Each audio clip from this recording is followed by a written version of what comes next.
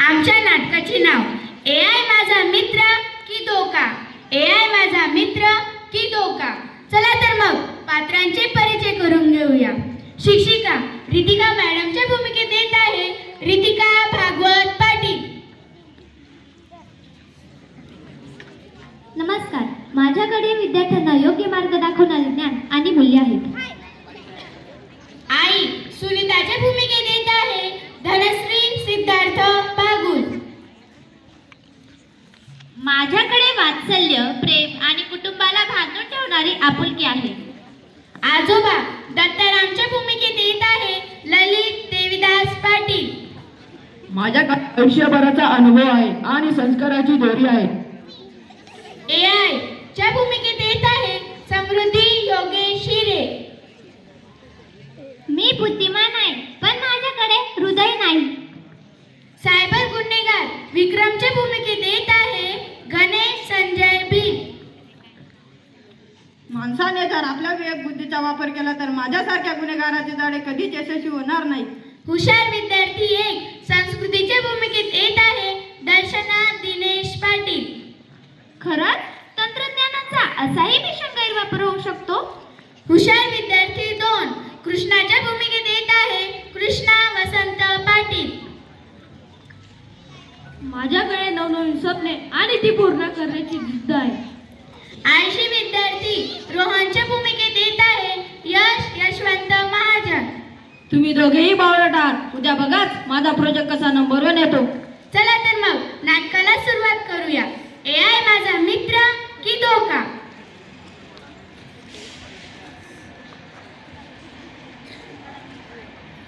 नमस्कार, मी AI आहे. Artificial intelligence म्हणजेच कृत्रिम बुद्धिमत्ता. मी तुमचे आयुष्य अत्यंत सोपे बनवू शकते. तुमचे कठीण प्रश्न सेकंदात सोडवू शकते. विद्यार्थ्यांना कठीण गणिते व परीक्षा पास करून देऊ शकते. पण माझा एकच प्रश्न आहे, माझा खरा मालक कोण? कोण, मी की तुम्ही?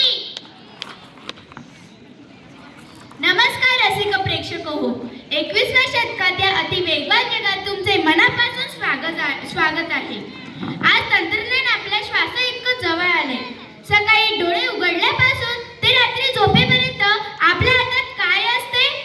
हा 4 ते 6 इंचाचा mobile screen.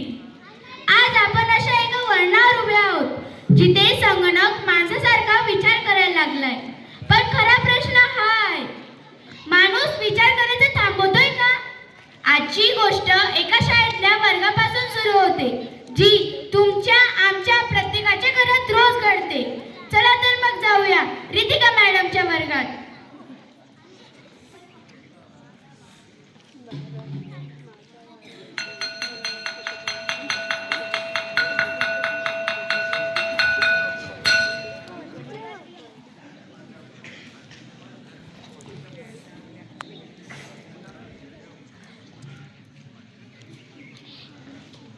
Good morning madam. नमस्ते.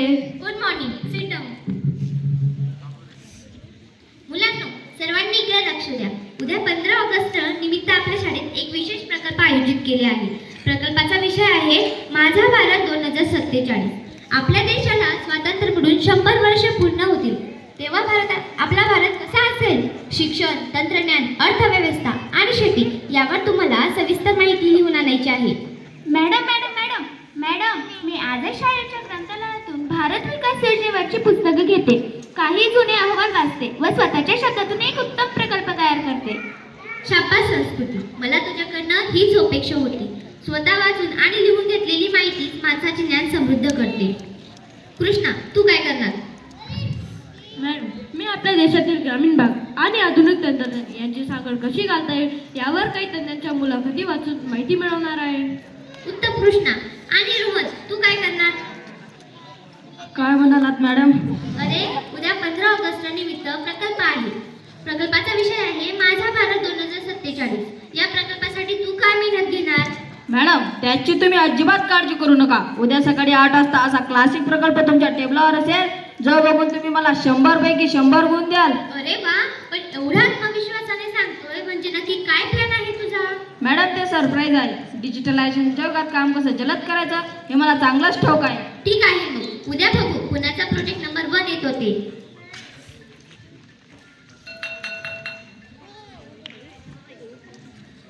रोहन, तू एवढा हवेत का उडतोयस? वाचनालयात न जाता तू एवढा मोठा प्रकल्प एका रात्रीत कसा करणार? अरे वेड्या, या जगात AI नावाची जादू आलेली आहे, हे तुला माहित नाही का? मी फक्त प्रॉम्प्ट टाकणार, माझा भारत 2047 प्रकल्प, बस 2 मिनिटात 5 पानाचा प्रकल्प तयार. मग सुंदर प्रिंटआउट काढणार आणि मॅडमांना देणार. याला म्हणतात स्मार्ट वर्क. पण रोहन, AI ने दिलेली माहिती तू स्वतः वाचून अभ्यास करणार आहे की फक्त कॉपी पेस्ट करून प्रिंट काढणार? अगं संस्कृती, जुन्या जमान्यातून बाहेर आहे. पुस्तकांची पानांवर पाणी चालण्यात वेळ का घालवायचा?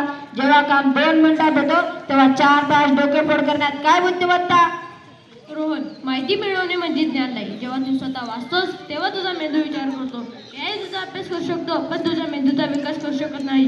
तुम्ही दोघेही बावळट आहात. उद्या बघाच माझा प्रोजेक्ट कसा नंबर 1 येतो.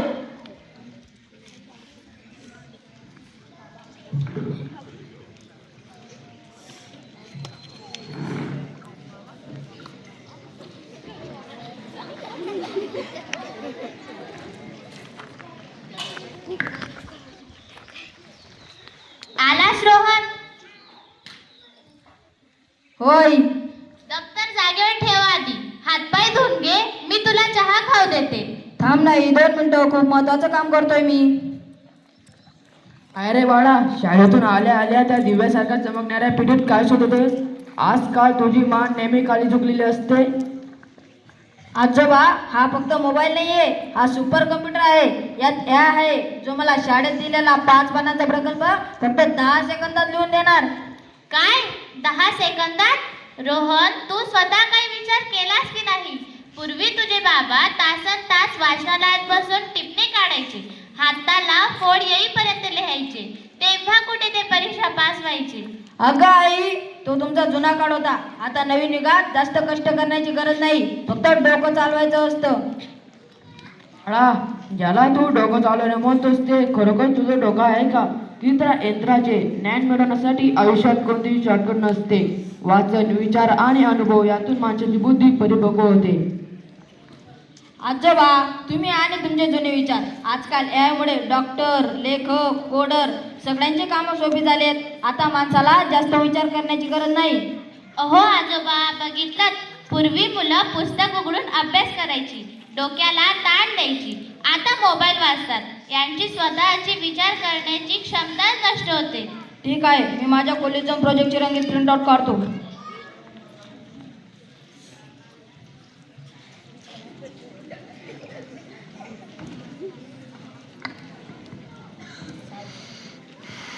मी AI आहे, आर्टिफिशियल इंटेलिजन्स. मी मानवाच्या मेंदूची निर्मिती आहे, पण आज मी मानवाच्या बुद्धीला आव्हान देत आहे. मी डॉक्टरांना कठीण शस्त्रक्रियेत अचूकता देते, विद्यार्थ्यांना कठीण गणिते सोडवण्यात मदत करते, अंतराळात उपग्रह पाठवायला मी मदत करत असते, शेतकऱ्यांना हवामानाचा आणि पिकांचा अचूक अंदाज सांगते. पण मानवाने स्वतःचा मेंदूचा वापर करणे बंद केले तर मी त्याला माझा गुलामही बनू शकते. आणि जर माझा वापर एका दृष्ट आणि स्वार्थी मेंदूने केला तर मी विनाशाचे साधनही बनू शकते.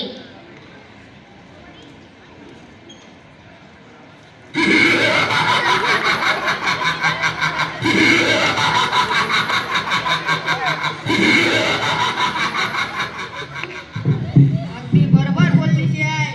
लोकांना वाटतं तू फक्त मुलांचे निबंध लिहिण्यासाठी आणि फोटो एडिट करण्यासाठीच आहे, पण माझ्यासारख्या शातील डोक्यासाठी तू एक ब्रह्मास्त्र आहेस. माझा वापर कसा करतोयस मानवा?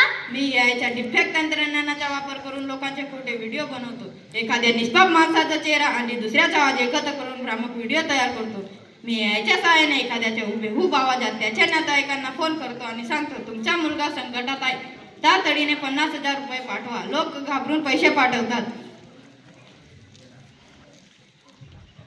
हे काय चाललंय? खरंच तंत्रज्ञानाचा असाही भीषण गैरवापर होऊ शकतो? सायबर गुन्हेगारांचा वापर करून लोकांचे बँक अकाउंट रिकामे करतात आणि लोकांची बदनामी करतायत. हो, मी याच्या साहाय्याने कोणत्याही सुरक्षेची भिंत तोडू शकतो, पासवर्ड क्रॅक करू शकतो आणि सर्वात महत्त्वाची गोष्ट म्हणजे या गुन्ह्यांसाठी मला जास्त मेहनतही करावी लागत नाही. थांब, तू एआय ला दोष देऊ नको. एआय हे वाईट नाहीये. तुझे विचार आणि तुझी नियत वाईट आहे. अगदी बरोबर. मी फक्त एक साधन आहे. माझ्याकडे स्वतःची विवेक बुद्धी नाही. माझ्या हातात जर सुरी दिली तर मी भाजीही चिरू शकते आणि कोणाचा जीवही घेऊ शकते. सुरीचा दोष नसतो, सुरी चालवणाऱ्या हातांचा दोष असतो. काही म्हणा, पण आता या जगावर माझ्या आणि या डिजिटल नेटवर्कचे राज्य आहे.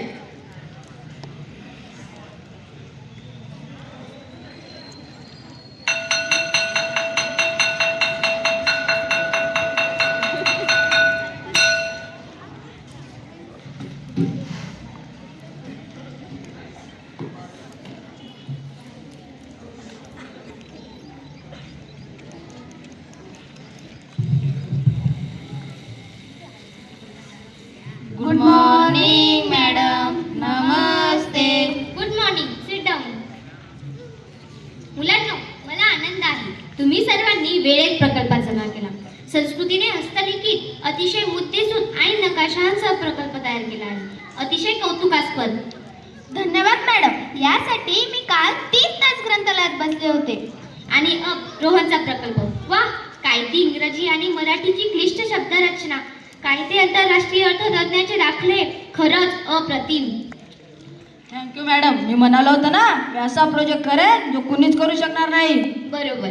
म्हणून मला तुला काही सोपे प्रश्न विचारायचे आहेत. हो मॅडम, विचारा ना.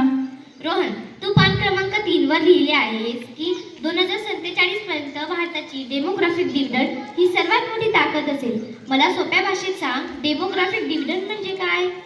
मॅडम, ते भारताची ताकद लोकसंख्या. बरं, दुसऱ्या मुद्द्याकडे वळूया. तू लिहिला आहेस की क्वांटम कॉम्प्युटिंगमुळे भारताच्या कृषी क्षेत्रांना प्रगती येईल. मला सांग, क्वांटम कॉम्प्युटिंग म्हणजे काय?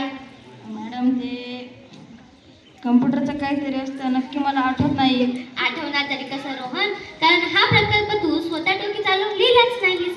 हा प्रकल्प तू एआय कडनं 5 मिनिटात जनरेट करून न वाचता त्याची प्रिंट काढून मला आणून दिलीस, बरोबर ना? हो मॅडम, माफ करा. रोहन, मला सांग, एआयने तुला हा सुंदर कागदाचा तुकडा तयार करून दिला. आता याचे गुण मी तुला देऊ की एआयला देऊ? मुलांनो, हसू नका.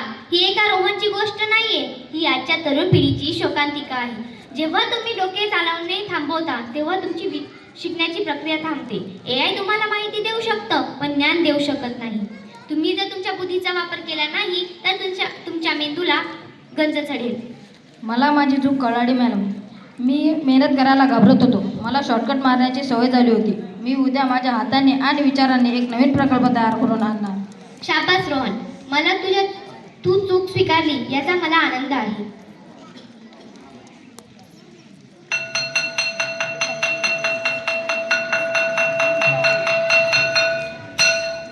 तर मंडळी, तंत्रज्ञान आपल्या दारात उभं आहे. हे चांगलं की वाईट, याचे उत्तर तंत्रज्ञानाकडे नाही तर ते वापरणाऱ्या माणसाकडे आहे. मी बुद्धिमान आहे, पण माझ्याकडे हृदय नाही. मी लाखो काव्य लिहू शकते, पण मला प्रेमाची अनुभूती घेता येत नाही. माझ्याकडे वात्सल्य, प्रेम आणि कुटुंबाला बांधून ठेवणारी आपुलकी आहे. माझ्याकडे आयुष्यभराचा अनुभव आहे आणि संस्काराची दोरी आहे. माझ्याकडे विद्यार्थ्यांना योग्य मार्ग दाखवणारे ज्ञान आणि मूल्य आहे. आमच्याकडे नवनवीन स्वप्ने आणि ती पूर्ण करण्याची जिद्द आहे. आणि माणसाने जर आपल्या विवेक बुद्धीचा वापर केला तर माझ्यासारख्या गुन्हेगाराचे जाळे कधीच यशस्वी होणार नाही. मानवा, नेहमी लक्षात ठेव, मी तुझी जागा घेण्यासाठी आलेले नाही. मी तुला प्रगतीच्या शिखरावर नेण्यासाठी आले आहे. पण माझ्या गाडीचे स्टेअरिंग तुझ्याच हातात राहिले पाहिजे. आजच्या या नाटकाचा संदेश अगदी स्पष्ट आहे. तंत्रज्ञानाचा वापर साधन म्हणून करा, त्याला तुमचे मालक बनवू देऊ नका. विचार करण्याची, निर्णय घेण्याची ताकद देवाने माणसाला दिली आहे. तंत्रज्ञान आमच्या हातात आहे. आमचे भविष्य आमच्या विचारात आहे. AI आमचा मित्र आहे. जोपर्यंत